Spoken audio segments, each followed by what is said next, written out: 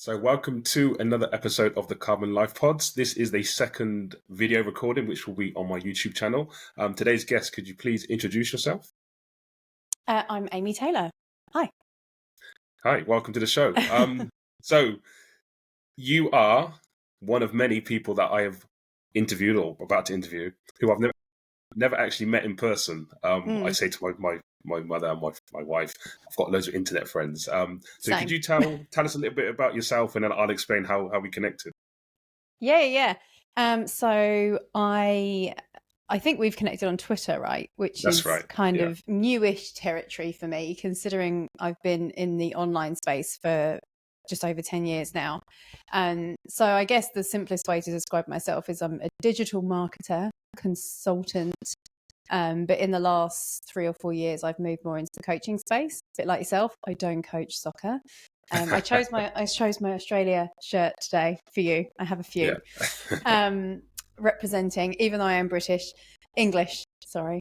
But yeah, so I'm more recently I'm in the coaching space. I've sort of morphed from digital marketing. I still absolutely help people with personal branding, and that's sort of part of digital marketing. But it's more.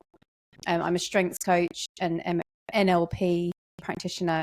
So mindset. I hate saying life coach because nobody is qualified. Nobody is qualified to tell you how to live your life. Yeah. Excuse me. But in that realm, kind of, yeah. It's funny because when I branded myself as Coach Carbon, I've got the website coachcarbon.life. My first thought was, how can I tell people I'm a life coach? Where in my mind, I would say my life isn't sorted. But then I would argue, well, yeah, who was qualified to be a life coach? No one. I would then counteract that and say, well, I've made changes to my lifestyle, which has made my life better. Totally. I'm not saying I can do the same for you, but we can have conversations. So therefore, am I not coaching you on your life?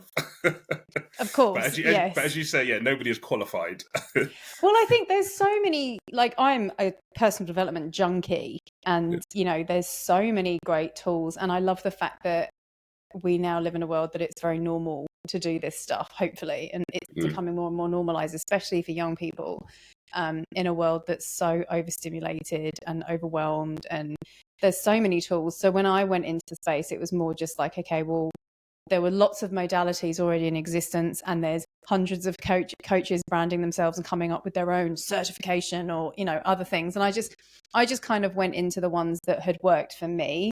And I don't believe to coach other people you need to have a certification, but by doing the certifications, I was doing the modalities that I liked to the highest level I could. I had no intention of necessarily working with clients, but I guess I already had a bit of a network, and it just evolved. And it's where my two worlds have met, really, because a lot of people want to go make money or start their own business, and then that starts to mess with their mindset because it's a very different world than having a safe paycheck. And then by the same token, you've got a lot of people that kind of go through this personal development journey, and I was one of them, where they've got this whole new lease of life, so they want to do something new, and so they tend to cross over into the business space then. So it's where a lot of worlds have collapsed, and then have collapsed together for me, and then you add Bitcoin to that, and it just puts it all on steroids. I'm glad you put that in there, because the next point I was going to say, I'm going to start with, so for those who listen regularly, people that are listening and now watching, obviously, because it's on YouTube, this is not a Bitcoin podcast. Yes. But it is. So I'll explain why. This podcast started in 2020 before I found down the Bitcoin rabbit hole.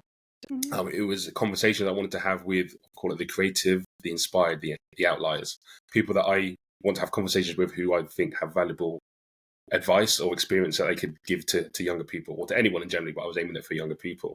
So obviously during my journey, fell down the Bitcoin rabbit hole, speaking to my wife recently, and she said about something about my podcast and said, oh yeah, because it's a Bitcoin podcast. And I went, no, it's not. And I looked back, and yes, being in the space, you interact with people who are interested in the Bitcoin space. So you want to speak with them, you want to share their stories. So that I have had quite a few Bitcoiners on the podcast. Yeah, I speak about Bitcoin in the intro. It's hosted on Fountain FM, which uses the Lightning Network. So it is a Bitcoin podcast, but it's not. But if you break it down, we're talking about life, so time, energy, and value, and how we interact with people with those aspects is we use money to interact that way, we communicate. Now, if Bitcoin is the soundest money we ever have, it is a Bitcoin podcast. So I just want to leave it there. So anyone listening, we will talk about other stuff. We will talk about Bitcoin, but it does make sense. And the world, majority of the people in the world don't see it yet, but I believe they will. But in the meantime, I will continue to drop seeds and just try and orange pill people. Fully. I couldn't agree more. The podcast I started, everyone seems to have started a podcast, but I was very conscious of the same thing. I was like, I absolutely want Bitcoin to be a part of whatever I do. But I'm similar. I'm coming from the creator space or the creator space with the marketing stuff and digital influencer kind of space. I don't consider myself one, but I've worked with a lot of people who have gone on into that kind of world. And for me, it's the same thing. It's creators of anything that helps the world move forward. And if we can do that on a Bitcoin standard, I don't know whether or not that's going to happen in our lifetime. I don't know how old you are. I'm 41. Yes, a similar age, yeah. Yeah, I think it's just, for me, my podcast has evolved into conversations with creators who are having conversations that matter. Yeah. So you might catch one episode, and I think yours is similar. I was just listening to one before when I was making my dinner. You might hear one episode that happens to be with a guest who has something really useful for you to hear, and you might never listen to any other episodes. Yeah. Or you might be thinking of, doing something of your own that's similar. For you, it's probably people that are a bit more football aligned or sports aligned, but every voice out there that's pushing the world forward to a better place, in my opinion, is a good thing. Exactly that. I say whenever I have a conversation, if this podcast reaches one person and affects their life, it's the job done. Obviously, I would like to reach more people, but totally, yeah, if we could reach one, that'd be great. So I listened to your podcast with Stuart Ross actually, and it was interesting to see your journey over the last 10 years and what he had to say in his space about working and money in general. But I just want to go back quickly to our interaction. So I got into network marketing 6 years ago now, but understanding network effects has made my life like a lot better. But I couldn't remember how we first interacted, so I went back through the tweets and how the algorithms work. You came from my feed and said, "Came to Sydney for the soccer, stayed for the hotel pool views." Now that comment, if someone read it, they wouldn't twig. But from that, I knew it was a Bitcoin. It had a Bitcoin connotation where it says came for the money, stayed for the revolution. Yeah. And so straight away I thought, well, it's definitely a Bitcoin. Oh, we're speaking a language. There's football in there. So I messaged you saying, "Hey, Amy, I'm not verified, so I can't send you a DM. Football and Bitcoin, we need to talk." And that was 28th of June earlier this year. And I think obviously you were in Sydney for the Women's World Cup. I was. Yeah. How was that? Oh, so much fun. So much fun. I was in a weird way glad that I've forgotten now. This information falls out of my head so quickly. England finished top of their group. Australia finished top of their group. But if Australia had finished second in their group, we would have been playing each other when I was there for that, or one of the. Anyway, we didn't play each other. So yeah, it was Women's World Cup, and a friend of mine who is Australian had just moved back from the UK as well. So I'm originally English. I moved over here in 2017. But I've got two passports because my dad's Australian. So when it comes to sport, I've always been England first, Australia just behind. And I played soccer as a kid, so it was very exciting, and I could not go. And the atmosphere was epic. It was really, really cool. Yeah, I've obviously seen some I'm really your sorry. videos. I've got two dogs in here, and one of them's whining at me. I don't know what's wrong with him. I think he's got the Christmas lights wrapped around his foot. Hold on a second. No. Oh dear. There he goes. Can you still hear me? There you go. Yeah, go on. Sorry about that. Yeah, it was great. It was, and I think soccer, football did not have the profile, especially women's, that it does now. When I was a kid, these two dogs, I'm so sorry. Go away. Did not have the profile that it does now, and I think. I'm really sorry. This is going to be a pain in the ass for you to edit. I'm going to just go and give him some... We may just leave it in. I may need to leave because my wife put me on Amazon duty. She's out, so I'm listening out for delivery. Okay, he's gone away now. Hopefully we're okay. He's had his dinner. I was really organised. Anyway, yes, football didn't have the profile, especially women's. And I think the American women's game has really ramped it up over the years. But it was actually quite an emotional experience to be physically in Sydney and see the atmosphere. There were so many people. So yeah, it was great. Was that your first World Cup you've been to? Your first tournament? Women's First tournament? women's, yeah. I mean, it's Yeah. never had the profile it had there. It's come on leaps and bounds just since every 4 years or whatever it is. It would not have been anywhere near the profile it has now. So yeah, it was like being at one of the men's tournaments or an Olympics or something. It was buzzing. It was really, really good. And so going back to when you played, what kind of level did you play? Was Well, decent? I played 20 whole minutes for the Southeast England regional under-16s team, and then that was it. Well done. That was as far as it went. But I believe that was two steps away from actual England. Okay. So I hold on to that, like I was so close, but I really wasn't. But I loved it. I really loved it. And it was at a time when, you know, in the 90s, when if you played football as a girl, you were a tomboy and you got bullied. And I was quite fortunate. I always had male mates. And I was quite good. So I think I had the respect of the boys enough to sort of participate. And we played mixed at that point. You know, it was mainly at primary school, and then I played through high school. And I was really fortunate. I had a good experience at school. It was more the disapproval of my dancing teacher that had me stop. It's funny you say that, because my daughter has just quit dancing. I say quit. She's opted out of dancing and said to myself and my wife, I want to play football. Yes. But my son has played football for many years. She had a little dabble a few years ago, didn't seem really interested, but now her and her friend, during the half term we just had recently, they were taking the ball out to a field, doing the skills between themselves out in the garden. So now she's actually training with the actual side. Is that because of the World Cup? I think there's other points to it, other reasons. Mainly because of her friend and what they did at school at lunchtime. But she was watching the Women's World Cup with me in the summer. But what I found is some of the aspects from dance, it has taken into football, and I need to get her out of that and be more aggressive. Oh, I see what you mean. Yeah, I mean the fitness and the strength are probably. How old is she? She's going to be 13 soon. Yeah, nearly a teenager. I think I gave up ballet first. I danced until I was about 19. Ballet was the thing I wasn't most interested in, but it's probably the most hardcore in terms of strength and fitness. So there'll definitely be some use from her dancing experience. And so I think when you dance through probably your teens as a female, you get very aware of your body, which I think in any sport is actually really helpful. I was sort of an all-rounder with sport. I never excelled at anything, but I definitely think dancing helped that kind of awareness of your body when you're playing a sport, the technique and being able to copy something. And it's good. Good rounded experience. At first we were a bit disappointed that she decided to stop, because she'd competed sometimes like at a national level. But for her, it was just to decide, no, it's not for me. And going through my transition in life, I think, if somebody says it's not for them, just listen to them, and all you can do is facilitate what they want to do next. Well, and I think as well, and this is something that I've realised more and more since doing strengths coaching, one of the huge philosophies behind it is focusing on what people do, what's right with people, instead of what's wrong with people. So a lot of coaching modalities will say, work on your weaknesses or be aware of your shadow. And there's nothing wrong with any of that. Like I said before, there's all these different modalities and tools that are useful. But I think with kids especially, thinking of my own experience, it's like, let them be curious, because at the end of the day, they've got to have talent and the desire to want to work on that talent.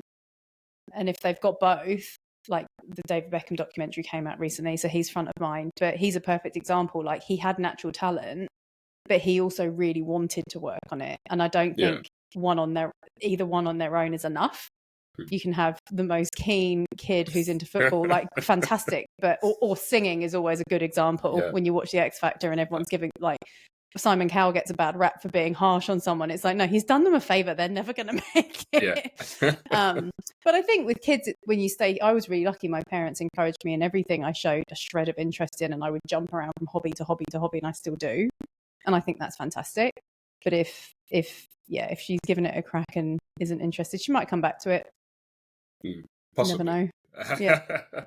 Well, with the football, I had a conversation with her yesterday and said, listen, when you're out in the garden playing with your brother, you're kicking his ankles, you're pushing him away.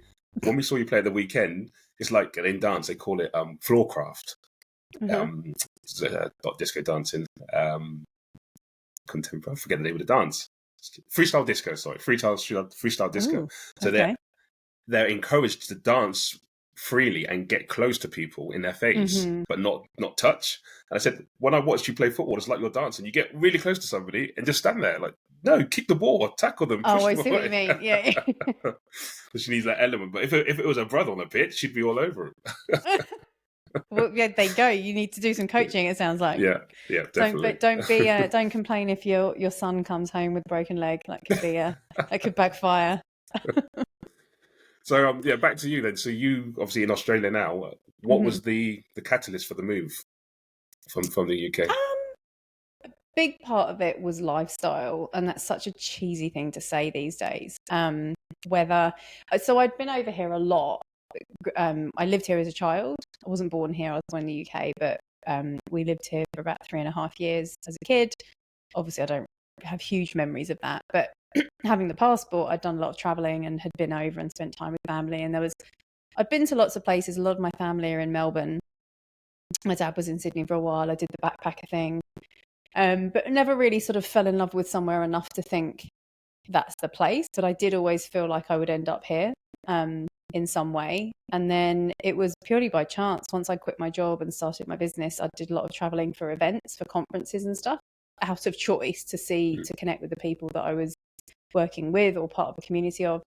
A bit like now, if you're a Bitcoiner and you go to all the conferences, it was much like that. It was by choice. But yeah, I made a lot of friends here. I had some friends in Brisbane, some friends on the Gold Coast, came to visit and just fell in love with the place. And at that point, I was geographically free with what I was doing. So it was a very easy decision. I just packed up and went. It's a long way from home. And that's especially at Christmas is the only time I kind of get homesick. But it is a phenomenal place to live. Weather is a big one. Yeah. There's a lot to be said for waking up in Are you close to the coast? I'm about 200 meters from the beach. Yeah. Oh, don't. Yeah, and that's my dream.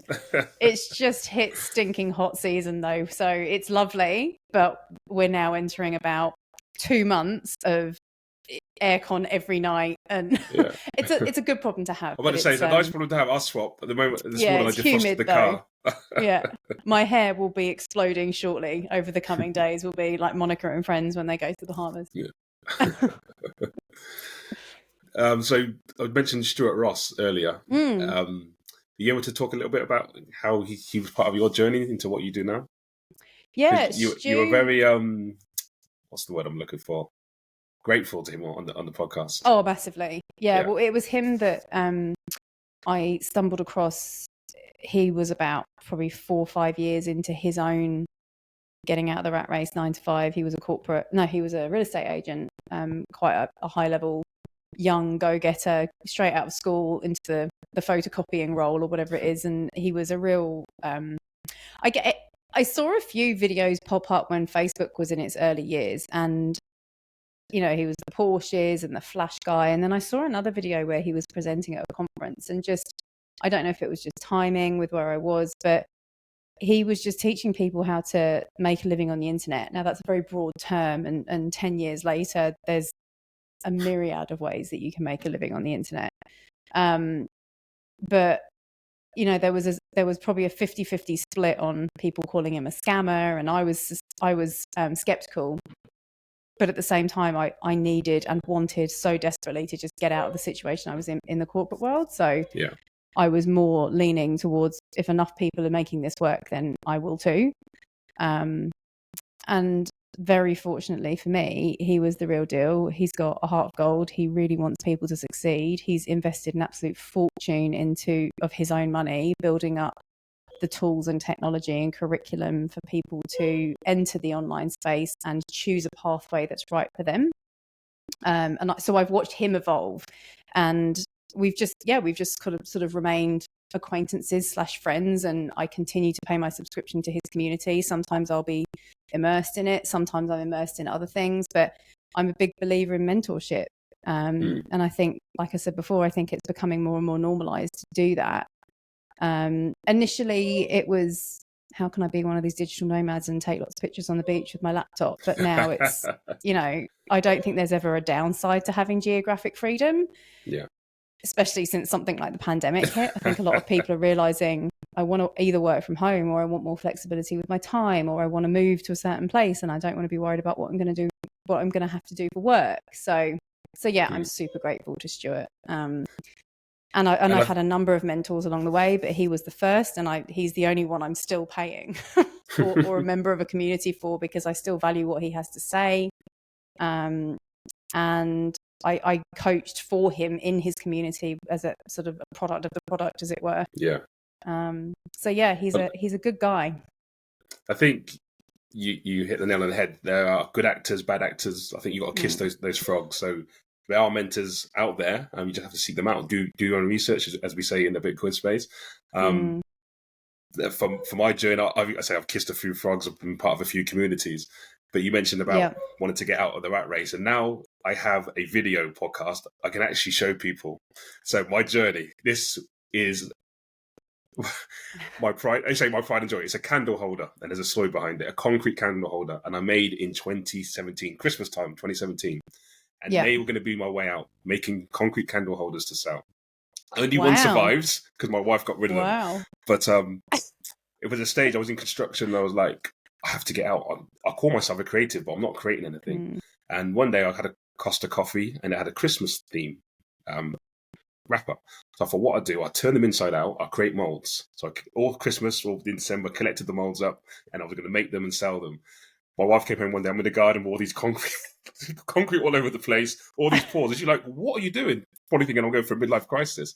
But I keep it, and I bring it out every now and then. And recently, my wife just put it back in the cupboard. I thought I couldn't find it, but it's cool. But it reminds me of where I was at that moment in time, trying to do anything. And yes, it was creative. It wasn't good, but I knew I had to do something. And around that time, I got into network marketing. People would say Herbalife, like, wasn't it? That's right, yeah. So people could say what they like about Herbalife. For me, it's do your own research, meet the people in the space, and proof of work. I was a product of the product, and I'd met people who helped me, who were mentors, and I still to this day say I am doing this until when I found Bitcoin. I believe Herbalife conditioned me for that. So I knew about the FUD, I knew about proof of work, and I knew about doing my own research. So when those sayings were being said to me, I was like, I've been here before. And I think which is why I've excelled in my education and studying of Bitcoin, and also the networking. Is like, I know how this works. I've been here before. And also because when I was making these concrete molds, these candles, I had dismissed Herbalife 6 years before from a friend of mine. And then when I finally understood it, I apologized to my friend and said, I was wrong. I dismissed it. Fast forward 5 years, I'm like, now I've discovered Bitcoin. I cannot dismiss this opportunity. I've missed an opportunity before. Now I've found it. I'm going to go all in. And say all in. It wasn't all in, just chuck loads of money at it. It was all in with my education and my studying. And I still do now. I still do probably about 4 or 5 hours a day of Bitcoin education. And recently I put a post on all social medias because I've got plans and projects that I'm working on that I could have started a couple of years ago or maybe a year ago and didn't because I listened to FUD. And now I say to people, no, but I know what I'm talking about. I've done my work. And I put on the social media 3 years of studying, now doing my master's. And it was tongue in cheek. But people have responded. She just responded to me now saying, oh, well done for your master's. Like, no, you don't get it. Again, it's that certification, that qualification. I don't need a certificate to say I understand Bitcoin. I know I understand it. There's so much more to learn. But the projects I'm working on, I have my proof of work behind me through the events I've put on, the people I've networked with, and also my education. So not that people can't say, they can't talk badly about me or have FUD, but I believe in what I'm doing. So if you have something to say... And that will show people have a radar for that. If you have something to say that I qualify as incorrect, I may not give you the time of day. I'm just going to move on. So this is my message, going into 2024. But for anyone listening, is like, kiss your frogs, find your mentors, and if you have an idea, run with it. And it goes back to Ikigai. We're all probably aware what that is. Yep. Yeah. Did you mention it? Did you talk about it with Stuart Ross? No, but someone tagged me in a tweet yesterday. And I replied to it, so it may have come up in your feed. So if I get it right, it's something you enjoy or good at, Yeah. Something you'll enjoy, something you're good at, and something the board needs, and you'll get paid for it. And the it's where they all converge. Yeah, yes. all converge, and that is your ikigai. Well, your ikigai is where they all converge, but I think in my interpretation of it, and I don't think there's any right or wrong interpretation, it's a reason for being is what I think it directly translates to in Japanese. This dog, I'm so sorry, he's such a whiner. That's all right. It's more for me, it's like as long as you can tick those 4 things off, you're good. Yeah. And the dream, yes, is if going back to David Beckham, if you're David Beckham and you can do what you love and what you're good at and get paid well for it, that is the dream. For the average person, probably not going to happen immediately, but I think it's something everybody can work towards. And I think now more than ever, it's possible to earn money from what we would have talked about with Stuart. If you heard us, you can monetize your interests and your passions, but you might not want to. So as long as you can get paid well and you don't hate what you're doing, and you've got some hobbies that you're passionate about, and you're doing something that the world needs, you're probably going to be a relatively rounded, grounded human. But if you can get them all to converge into one thing, fantastic. Definitely. It's a really good concept. I highly recommend that book to everyone. Yeah, definitely. The word you said as well, immediately, it's not always going to happen, or probably won't happen immediately. For me, I said I'm in my 4th year now, looking back into 2020, where my friend said to me, who wants to speak about crypto, I would never imagined I was in this space. But I'm so glad that I messaged back, we had a conversation, and his first words were, do your own research. But by exploring everything, I've tried lots of different things.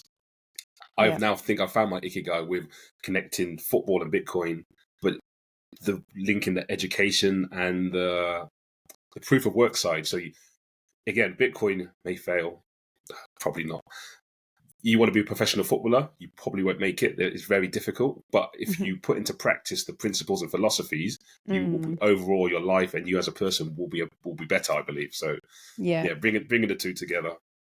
Totally. That's my passion. And I think I'm pretty sure Stuart touched on this. I know I always say it to clients and anyone I'm talking to is like, just stay curious. Yeah. Because you don't have to do something forever, but when you're doing something that's new and you get that sense of progress, and you'll get this with fitness, and that's my biggest nemesis is exercise. I never want to exercise, but I know I feel good afterwards. It's that feeling of progress, and you can get that for 6 months from trying a new hobby, or maybe a couple of weeks, but you sort of notice someone has a spring in their step when they do something new because they're curious, and creative can be a word applied to simply that. You're just creating a new state or a new thing for yourself. And I think a lot of human beings the lights have gone out, they're head down, struggling, grinding away, hustling, and we've forgotten that that's what we're kind of put on this earth ultimately to do. Like, you can get really spiritual about it, and I try not to go there. I am pretty spiritual, but yeah, people forget to sort of give themselves the gift of curiosity and creativity, which can mean many things to every single individual. Yeah. Yeah, as you say that, so you're is your company called Be You Get Paid, or the podcast? That's my brand. Yeah, the brand Be You Get Paid. The company's got another random name, but Be You Get Paid was kind of similar to you probably during the pandemic. I think everybody sort of had time to sit down and go, what next? I'd had a number of different websites and brands that I'd used for affiliate marketing, which was the foundation of what I started with. And then I got distracted, and you name a shiny object, I've probably tried it. I've never actually done network marketing or MLM, but going back to what you said about how it conditions your thinking, I think if you've just got that kind of little voice going, I'm meant for more, and I actually think every single person has that. Some people just start listening sooner than others, and there's a lot that goes into that mindset, conditioning, your parents, how you grew up, blah blah blah. I think network marketing gets a really bad rap sometimes, because it's very, very fundamentally based on people. But what you said, or what I think we both said about being a product of the product, is really important. And I think far too many people go into network marketing, or whether it's Amway or Herbalife, or I think in the UK Ann Summers was a network marketing company. People see the money before they see the product. And it's so much from my perspective, from a personal branding and marketing perspective, like a product of the product is someone who is lit up by what they're doing because of the product. Then they don't need to sell you anything because you're going to want what they've got. And I imagine that's probably your experience, because Yeah, definitely. But then bad network marketers put the money first, and it's like, well, don't try and sell me a business opportunity. Selling something that I'm not interested in, that's just a bad job. That's like having a job you hate. So I think, yeah, network marketing is a great opportunity for certain people, and it will teach you a lot about people. I've got a few friends who have done different, one in Tupperware, one in another one in, my dad did Herbalife for a while.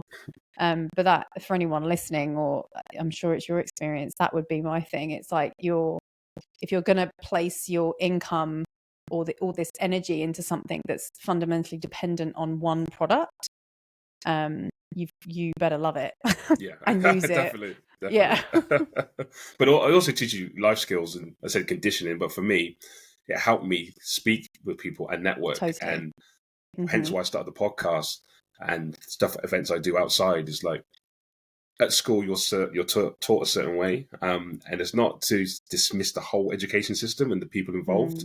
There are some great people. My mother was a head teacher for many years and a great school teacher, but the system is set up to deliver certain outcomes. And for me, certain skills aren't taught. And when I understood how network marketing works, or how networking works, and network effects, like, this should be taught in schools. Yeah. Young people should be taught. Communication, relationships, all the things. Yeah. And again, it's how that came about for you was the right fit for you. But yeah, I think network marketing does get a bad rap, and it's not a bad business, but there's a lot of people that do it from a place of desperation, which is the opposite of what you need to be doing to make it work, because people feel it. And I think people feel that through a screen now. Even, network marketing traditionally is in person. Obviously now with social media, you can do it a lot of different ways, but from my perspective, doing things like videos for ads that you only see if they interrupt your YouTube experience, or now more with a podcast, I think people just feel it. We evolved enough to feel when someone's bullshitting you, even through a screen. I think humans are clever enough to do that. Definitely. I think there was an experiment they did on recently with young children, and to identify when you're being sold something on social media. And I think children were better at recognizing it than adults. Wouldn't surprise me at all, because they've got less baggage. We justify it. Yeah. We either get too nice or we're horrible to each other, but kids are pretty pure. What's that saying? Out of the mouth of babes. Yeah. They're pretty blunt when their little nervous systems are so much more sensitive, and then that's a highway to the mouth, and they say what they think, which is great. I think that's awesome. So talking about that, then I'm always in the space now. I talk about good actors and bad actors, which in network marketing you have, but you have them in life, you have them in politics. But in the Bitcoin space now, we are seeing good and bad actors all the time, and it's for us to work out who they are. And it may take time, it may take years for bad actors to come out, and there's certain people that I follow now and applaud and share their work with, but they may turn out to be bad actors. But for me, it's like, in the Bitcoin space, or the time chain, as I call it, bad actors will be found out over time. But you mentioned it, you'll see it. You can see it via digital now. If you don't meet them in person, you can see how they are and how they interact with people. What's your thoughts on people in the Bitcoin space? I think the hardest thing with the Bitcoin space is how it's 15. How many years old now? 14 years old now. But nearly 15. But I think for the majority of people who are here now, it's still relatively young, or no one. A lot of people that are heavily involved now haven't been involved for that long. I know a lot of people I've spoken to may have heard of it, dismissed it, like you said, and then you got back in 2020, and it's the hard part there is longevity. I guess we got to be careful here that we separate Bitcoin from crypto, because the crypto, if you're new in the space, it's so easy to get distracted and greed take over with the crypto stuff, and you almost need to earn your stripes or get your bum handed to you on a plate by the crypto market before you learn this the hard way. I call it your tuition fee. And that sucks. It sucks to see people genuinely get ruined, and worse as a result of the bad actors. But I think it's flushing out a lot of poor thinking and poor choices across the board. And that sounds, it feels harsh to say that, but it's almost like the people that get broken by that, dare I say it, don't need it, but probably didn't exercise enough critical thinking along the way. I know I didn't. I went into the crypto space. I probably lost a chunk of money. I'm not going to put a number on it, but enough to feel pretty stupid. But it didn't lose me the roof over my head.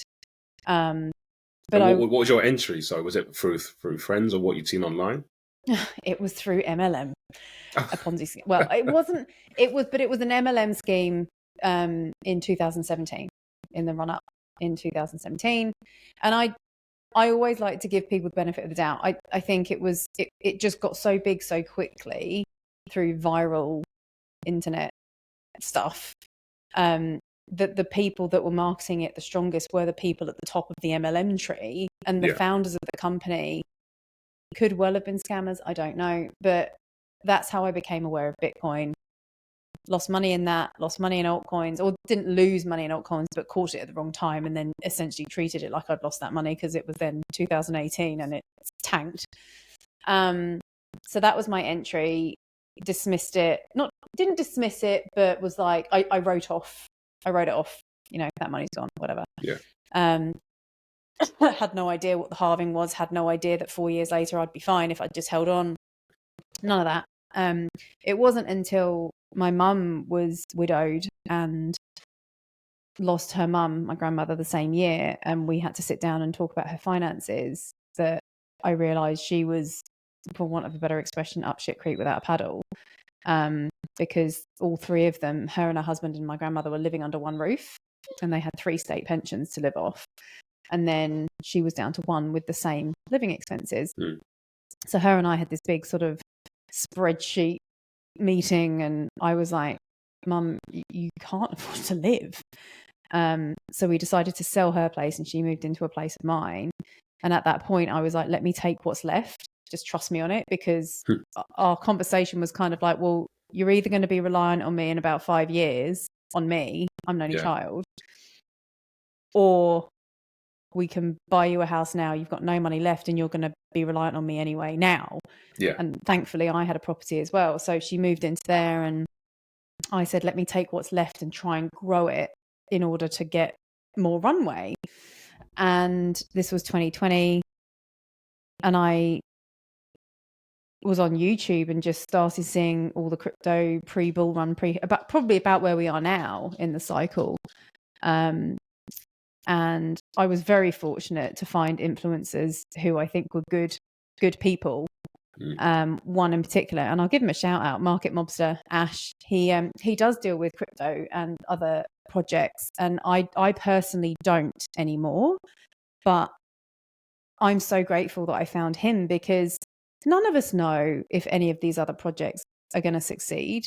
And I kind of irks me a bit how maximalist the Bitcoiners can be, because I'm all behind it being money. It absolutely is. But none of us know if any of these other projects have some technological use case. 100%. And none of us know. And if we're true free market advocates, then let the market decide. But do I believe Bitcoin is money and the best money we've ever had? 100%. And I'm pretty sure he does too. And he's great. Ash is great at calling out other shitcoinery, but also people that give poor advice. Because going back to my point about critical thinking and coming from a digital marketing space as well, like, just because someone's got 50 to 100 to 500 to 1,000,000 or 1,000,000, 500,000 to 1 million followers means nothing. But yet that's how we're programmed now. It's like, oh, well, that makes them credible. No, it doesn't. I know people in the online space, like for example, Stuart, that we were talking about before, he doesn't have a big social media following at all, because his strategy of choice is paid ads. So he just quietly goes about his life making millions of dollars, you know, like, and still working. When you mentioned that in your conversation, it was like, that's what you strive towards, to be able to be financially free, but still want to work. I don't know. Let's call him out. How do people watch someone like effing BitBoy or Richard Hart and go, yep, he sounds credible. That man. I'm gonna do what he says. You know, like, I don't get it. I think it's not their fault. It's the people who's following them fault. Yeah, it's the mentality. Think for yourself. Mentality and time preference. Because we live in a low time preference world, we're thinking, well, we want the most gains in the shortest time. That person says that I can do it. They look like they're doing it. I'm going to follow them. It's like, no, that's the quickest way to get wrecked. Are you aware of Daniel Prince? Oh, the Once Bitten podcast. Yeah. Yes. So I've had him on a few times. I've had him on. I've been on his podcast. But he says Bitcoin has educators and crypto has influencers. And when he said that, I thought, yeah, you're right. Because again, there are bad actors in the Bitcoin space, but the people who I've sought out and got information from, all they've tried to do is educate. They're not trying to influence me in any way. They're offering advice, but with the caveat, do your own research, personal responsibility. Whereas crypto, the influencers are trying to make you do something. Well, but it's a slightly different conversation. But the thing I stand for now and what I try and help people with coaching is like, of course, everybody wants to make money. And if it was that easy, everybody would do it, yada, yada, yada. But when you're looking at someone like either of those two that we've mentioned, I'm not going to mention their names again, it's more actually seek out people who are genuinely living the life that you would like to live. Because for most people, certainly in my experience, watching people go through, whether it's learning how to start a business online or people that I've coached since with more sort of life and mindset stuff, most people don't want millions and millions of dollars. They want, this is cheesy, but I've heard it. What someone I coached once said it. They want millions of moments. They want their time. That's all they want. They would be happy with what they're earning now, plus if they knew it would keep up with inflation, let's assume it does. Yeah. They would be happy with what they're earning now, providing they could have their time back and they could do the school run, or that most people. That's not to say that's what I want or you want. And it's not to say that you shouldn't go for more, go for it. But most people just want their time. And I saw this a lot in the crypto space when I was seeing just these Telegram groups full of people that were just constantly chatting in Telegram. And I'm like, what are your kids doing right now? And that was the crypto space, because it's just the excitement about the gains. And I'm like, fantastic. Then what? And then what? And then what? And then what? You know, it's just getting clear on what do you want your life to look like, because you get what you focus on. It's cheesy, but it's true. Yeah. Well, yeah, definitely. I don't want to dox friends, but similar to what you were saying about getting wrapped up and following certain people. A friend of mine who I know very well from school, we ended up doing that Bitcoin Herbalife together. We're in the same level with the same team. Recently reached out to me and said, "Oh, can you tell me if this is correct?" So they'd invested some money. We're being asked to send some more to achieve what they've done. And first of all, I said, sounds like a scam, but send me some more information. The more I looked into it, I said, I think you've lost your money. Better off to just cut your ties now and cut. What's the word I'm looking for? The saying, cut your losses. Yeah, to cut your losses. But I said, in the meantime, because she reached out to me because she'd seen what I've done in the Bitcoin space or seen me posting about Bitcoin. So I offered her some information, said, listen to this podcast I've been on. Here's one that I've listened to that I found useful. Any questions, send them my way. Since then, nothing. And it's like, you were willing to follow someone on social media and give them money on the premise that you're going to get loads back. But the moment I say, let's have a conversation or here's some information, like it's tumbleweeds. And another friend of mine, so you mentioned the Telegram group, got wrapped up in cryptos. And I found myself looking at, right at the start in the space, up early in the morning, late at night, looking at charts. And I went, this isn't fun. No. And so when I just focus on Bitcoin and I tell people that, it's like, I'm mellow, I'm zen. Yes, I am spending a lot of time on it, but there's no panic in me. Like, but you guys are watching charts, and again, like you said, who's looking after your kids? All charts, but also fundamentals, like the news or what's moving, and like there's enough to learn in Bitcoin. Yeah, like the speed that this thing is changing, evolving, adapting. Like, I've probably spent a solid week trying to get my head around multi-sig recently, and I still don't fully understand it. And now we've got consolidate your UTXOs for privacy. And I'm like, oh, Jesus Christ, there's another week of my life gone. Another rabbit hole. And I'm like, this is just Bitcoin, which is important. Like, this is money. So I don't know how people with full-time jobs can navigate the shitcoinery or the altcoin space. Like, I'm not saying it's wrong. None of us know. Fine. But but you do just see people chasing the money. And the question I'm constantly just trying to interrupt people with was like, and when this works out the way you think it is, then what? What are you going to do with this money? Have you got a plan? What's enough? Yeah. And we're all guilty of wanting more, but it's an epidemic in the world, let alone it's on crack on Twitter. But it's kind of, it's hard to know who the good ones are. So your original question was, well, how do you tell? I mean, longevity to me is a big one. You know, you point out Stuart, to me it was now when I promote his stuff, or I'm telling people to, you know, pull the finger out and do something with their life. It's like, how much does a 20-year-old guru on Twitter who's telling you how to build XYZ really know? They don't have your life. Like, I think I tweeted it today. It's like, if you're an adult with a full-time job and kids and other adulting responsibilities, a 20-year-old guru probably doesn't have the right solution for you, because they're chasing money and followers, and they'll probably burn out in 3 months, and you'll be sorry that you parted with your money because they'll have moved on to the next shiny thing by then. So I guess longevity and I said, we see it. Yeah. All the time. So it's important to the Ikigai thing is a great one, but it's also just, if I had all the money, it's the cheesy question, like, if I had all the money in the world and you never had to worry about money again, how would you spend your time? And for me, eventually I realized that, well, it's not going to be sitting in front of a screen, and I'd like to sleep at night, not crapping myself that I'm going to wake up tomorrow and it's gone. Definitely. The person I had on before, the previous episode, he's into altcoins. We took him to the Bitcoin conference in Amsterdam. I think he's now fully orange pilled, but he keeps saying to me, like you just said, we don't know. And he's right. No. We don't know. But I say to him, I've chosen. I'm taking personal responsibility. I've chosen to focus on Bitcoin.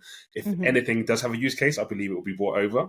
And he's like, yeah, but what if you miss something? Like, that's fine. But I am choosing not to spend my time and energy looking into those things. And it may cost me financially, but for me, time is more valuable. Yeah. It cost, what cost? Yeah. Exactly. I totally agree. I really do. But it's almost like we've all been there, or a lot of us seem to go through a similar process. And it's almost like, well, you know, you get the maxi Bitcoiners who get quite vitriolic about the crypto space, and I understand why. Fine.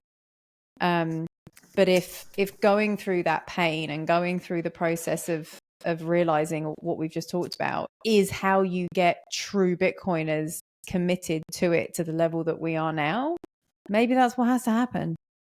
I wish it was different, but maybe that's what has to happen. We can try our best, but humans are humans. Like, we've got friends similar to what you were saying before. My partner got in through me, or my enthusiasm got to him and he's invested, and we've had the Bitcoin chat with them and be careful, and it doesn't sink in, but now he's getting the MLM invitations. So I'm like, well, you can kindly, respectfully tell them that we've been there, but they're going to do what they're going to do.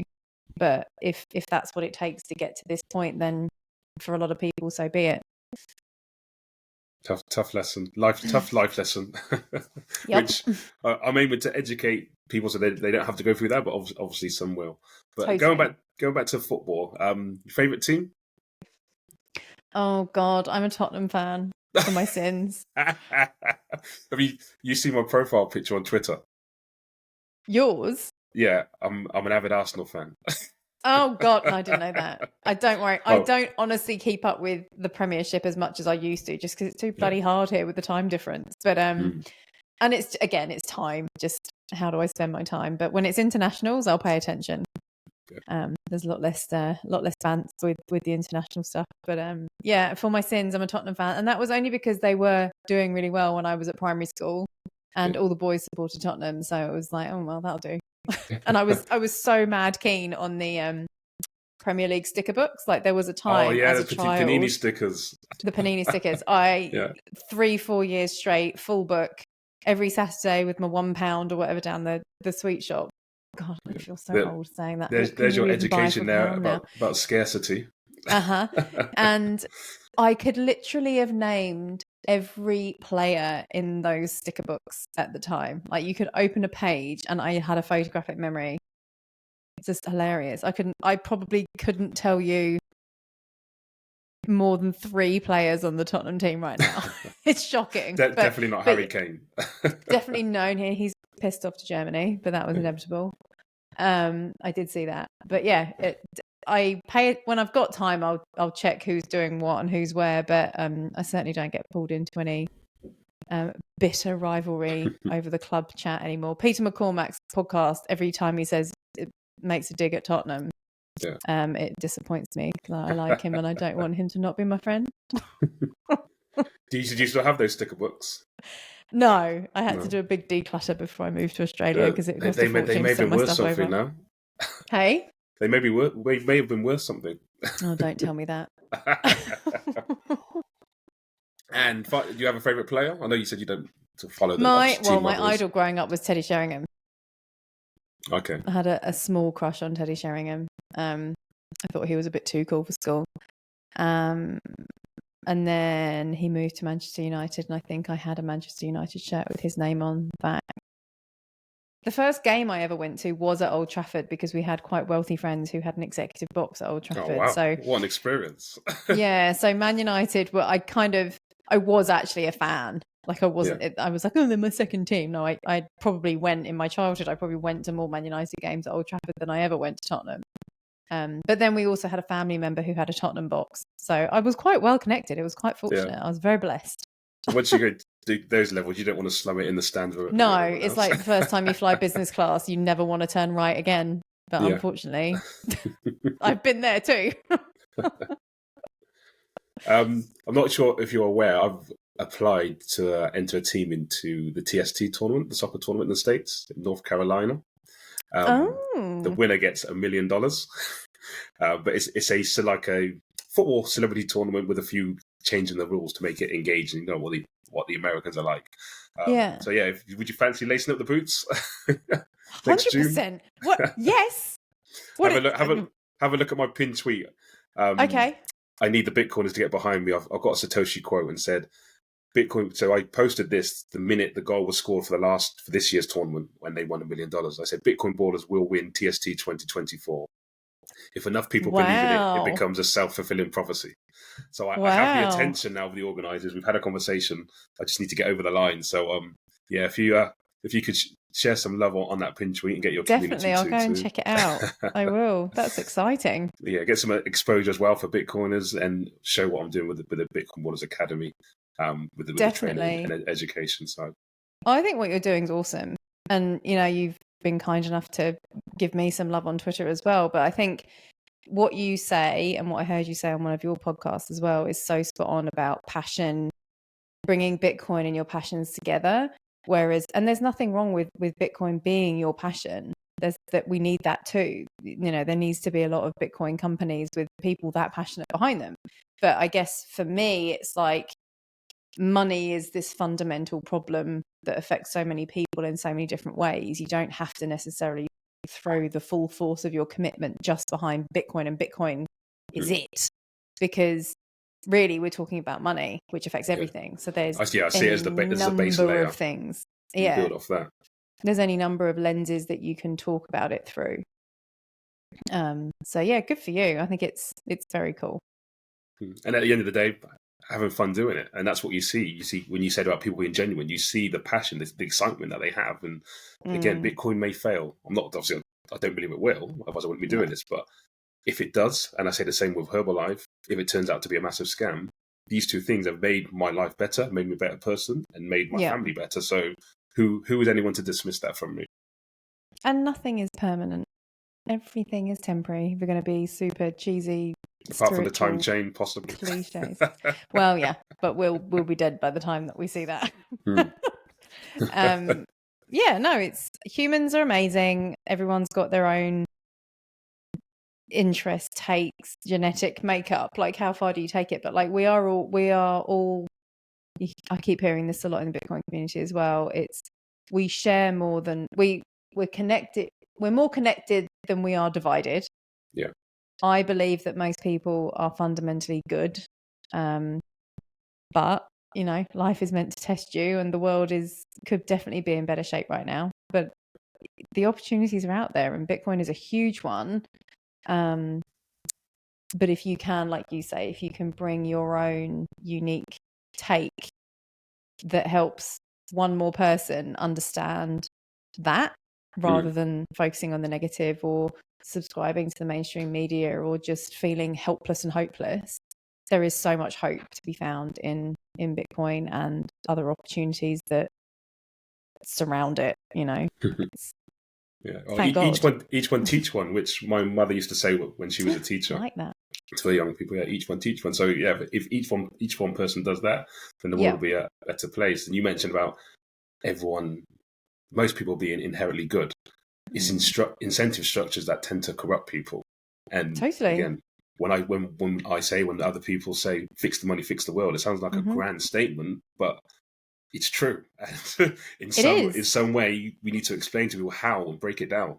We talk about wars being unaffordable. Well, how will the wars perpetuate? Or because they keep feeding it by money printing. Like, it's the information is out there. We just need to get it across to people in whichever way possible.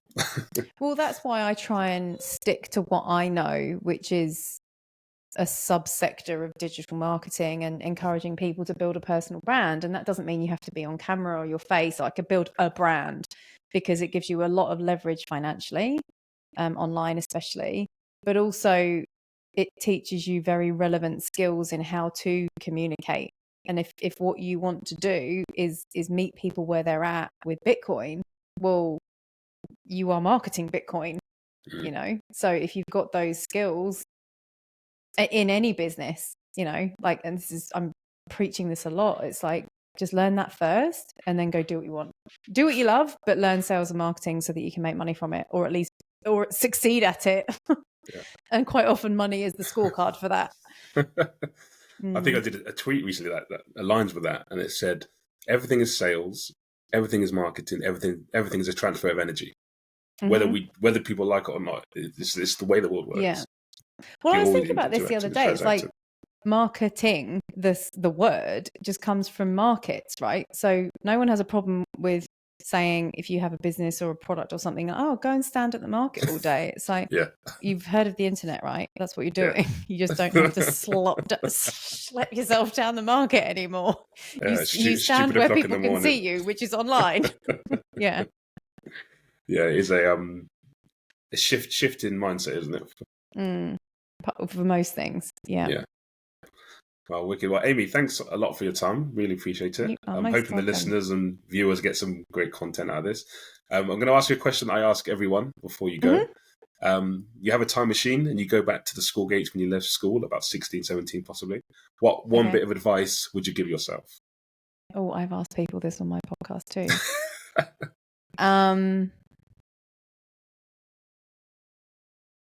I could easily just be like, "Oh, but you get paid." I'm not going to say that. Don't say that. Strapline. Yeah, I think trust yourself it's a simple thing, and I think at 16 I probably wouldn't have known what I meant by that. But the perfect example I can give you is what I said about my dancing teacher disapproving of my football, because at 16 I was probably still really into it. And it was just a passing comment that, you know, I was and the comment was actually made when I was probably more like 9 or 10. And this is, it's controversial. It feels touchy to even say it out loud, but she was this old school, she looked like Dame Edna. She was this old school, like old lady. She wouldn't get away with half the things she said now, Mrs. Arnold. And I adored her. We all adored her, but she was so brutal. And, she apparently made a comment to my mum that all girls who play football will just end up being lesbians. And it was like, okay. And it's like, you know, I had friends then, and my father was in the theatre. Like I don't think I knew what a lesbian was, but looking back with what we know now, it's like, oh, it's even nerve-wracking to say that comment in 2023, because there's absolutely, it wasn't what she was saying, it was the fact that she just disapproved of what I was doing. And I think, so what I would say in terms of trusting yourself is, you love it, you're good at it, keep going. Yeah. Love That's that. it. Yeah. So, because if I'd really knuckled down, who knows? Definitely. I might not be wearing an Australia shirt right now. a missed opportunity, but one that you won't lose sleep over. I had a similar conversation with somebody the other day where I believe a young person has missed out on an opportunity because I didn't pursue it for the sake of somebody else. And we're like, now, like, no, don't want to swear, but like, F you to people. If you're good at something and you enjoy it, just go ahead and do it. Mm-hmm. Until you don't enjoy it. Yeah. Yeah. I would do it until exactly that. Totally agreed. Thank you very much, Amy. We're going to end the recording here, but if you stay online for a debrief, listeners, check out the YouTube channel now and the podcast, the Carbon Live Pods. There's lots going on in the world of Coach Carbon, and I'm not going to be shining and chilling myself now. Looking forward to 2024. Just before we go, Amy, you going to any conferences next year? Any events? Not at this stage. I would love to go to Nashville for the Bitcoin conference, as much as the huge conferences don't appeal to me as much, but I think Nashville will be very cool as an excuse to go and visit Dolly and Elvis. I thoroughly enjoyed Pacific Bitcoin in 2022. I took myself there as a present to myself for my 40th birthday. Didn't make it this year. But if I was going to go to any of them, that would probably be my pick, just because it was such a great vibe. The Pacific Bitcoin team did a really, really great job, and it looked great this year as well. So who knows? If things take off the way we're all expecting, perhaps I will treat myself. Depending on the market, we may meet up next year at an event. We shall see. Things change quick in this space, hey? Definitely. Gradually, then suddenly. Yeah.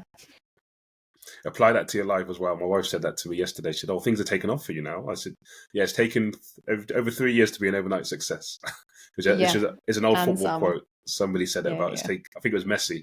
It's taken me 15 years to be an overnight success. Yeah. Yep. All right. Thank you very much, and I'll catch up with you soon. You're welcome. Bye-bye.